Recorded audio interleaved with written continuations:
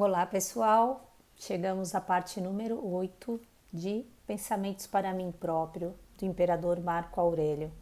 A essa altura você já deve ter percebido algumas coisas, né? Você acaba de ouvir o resumo da parte 7, já percebeu que estamos o tempo todo falando sobre controle da nossa mente, domínio das nossas emoções, que tenhamos um foco no ser e que possamos estar vigilantes o tempo todo, para que a gente possa levar a essa melhor construção de nós mesmos. Vamos continuar?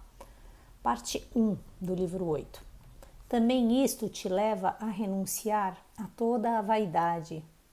É que já não depende de ti que toda a tua vida, ou pelo menos a parte que decorreu desde a juventude, seja a de um filósofo.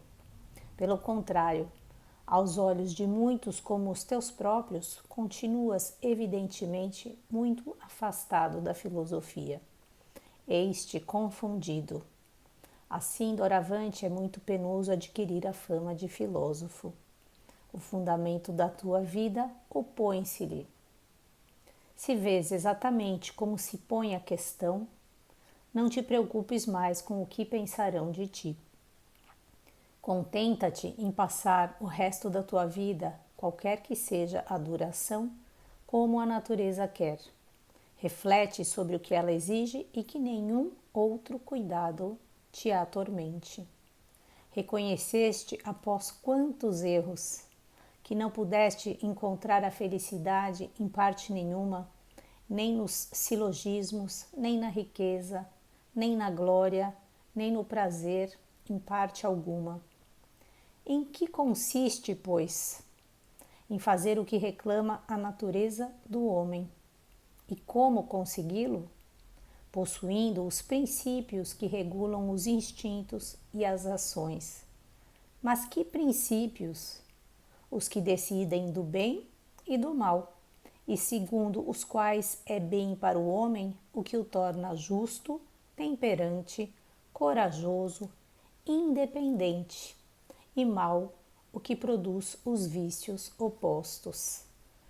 Bem sucinto e objetivo aqui, Marco Aurélio vai abarcando uma série de aspectos fundamentais, sempre repetindo essa importância da busca pela sabedoria, o filósofo que ama a sabedoria e quanto mais busca, de alguma maneira mais distante está, porque percebe o tamanho do seu não conhecer e mesmo assim continua a buscar, e ao mesmo tempo ele nos mostrando aqui como de uma maneira tão simples podemos refletir em qualquer coisa que estamos fazendo.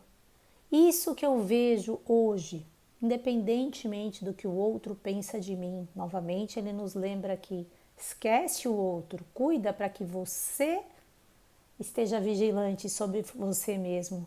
Tá claro, pessoal, que o tempo todo ele está dizendo que o que depende de nós é o que nós devemos fazer.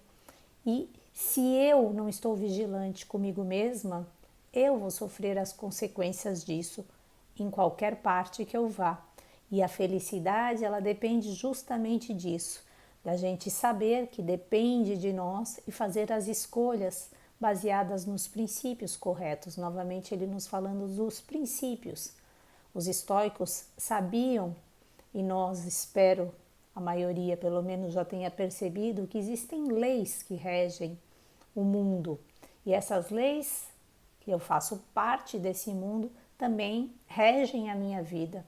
E eu preciso agir de acordo com esses princípios.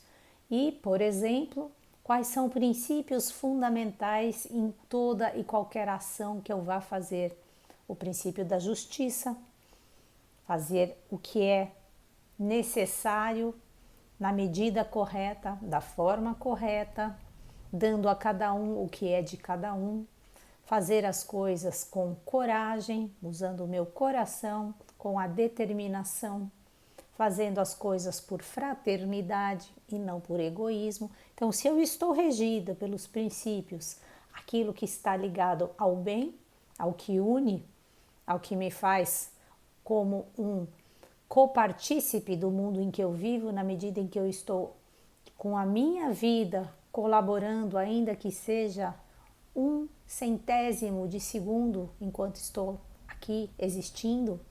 Se eu faço isso, isso é justo, isso ao mesmo tempo é temperante, é corajoso e nada que seja oposto a isso vai me atrair. E o que é oposto a isso? Os vícios. E é isso o mal, né? O mal está ligado à ignorância. Vamos ver, dá tempo ainda mais um. Item 2. A cada uma das tuas ações pergunta: de que espécie é para mim? Não terei de que me arrepender? Um pouco mais e morri, e tudo desapareceu. Que procurar mais?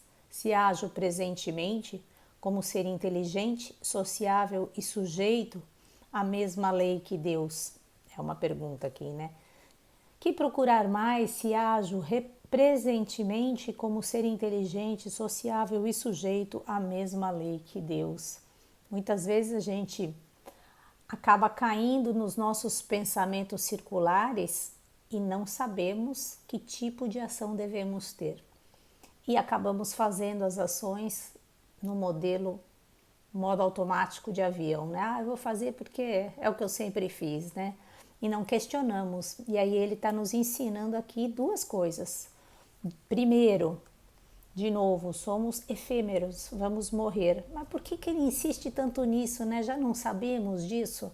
Porque precisamos, sabendo disso, valorizar a nossa existência a cada segundo e tirar proveito dela. E, sabendo que vamos morrer, o que morre é o nosso corpo, mas muitas vezes as nossas ideias ficam ainda circulando.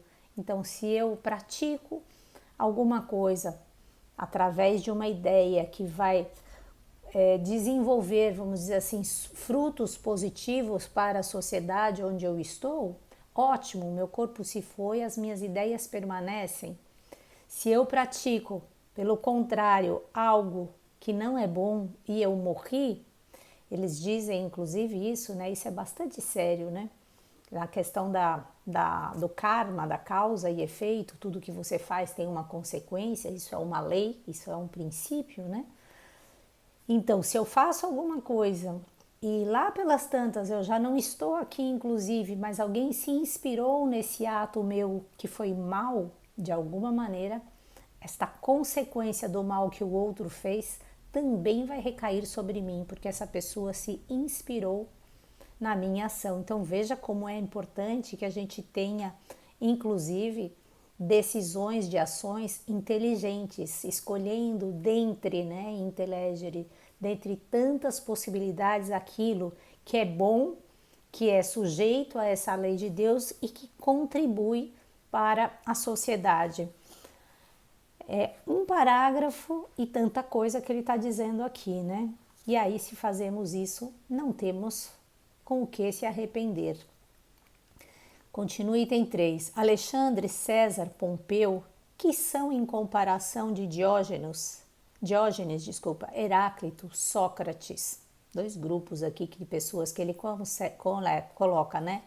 Generais, vamos dizer assim, por grandes conquistadores, ficaram famosos pelas suas glórias aparentes e praticamente nada deles hoje existe, e filósofos simples que deixaram um grande legado para a humanidade. Continua ele: estes viram as coisas, as suas causas e matérias, e os seus guias interiores eram aqueles quantas coisas ignoravam, de quantas eram escravos. Então tá clara aqui essa associação que ele faz, que é muito importante estarmos buscando realmente esse guia interior, dar luz às coisas que não vemos, buscar as causas, aquilo que desde sempre inquietou a humanidade e continuar procurando.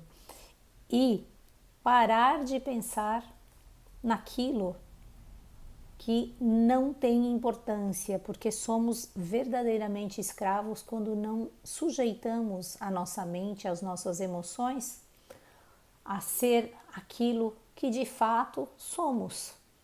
Então, se não estamos vigilantes, se não estamos despertos, se não estamos conscientes, estamos sendo escravos de todos esses corpos, né? Que eu já falei aqui algumas vezes, dessa ideia de um corpo emocional, mental, energético, físico, não é só simplesmente um corpo físico, e somos muitas vezes escravos de tudo isso se não temos um foco, se não estamos centrados, se não temos um objetivo de vida, um senso de direção e agimos em direção a isso que sabemos ser a causa, né, da nossa existência. Vamos continuar amanhã, pessoal? Se Deus quiser. Boas reflexões. Pega um textinho desse, coloca na memória, procura ler mais uma vez, entender e observar como é que isso é para mim hoje. Ele diz aqui, né, um pouco mais e morri e tudo desapareceu. O que você está fazendo hoje? Que de fato, se você morresse hoje, você estaria quites com a vida, estaria tranquilo de ter feito tudo, por exemplo, pelo bem, tudo com boas intenções. Beijos para vocês, pessoal. Até amanhã. Bye, bye.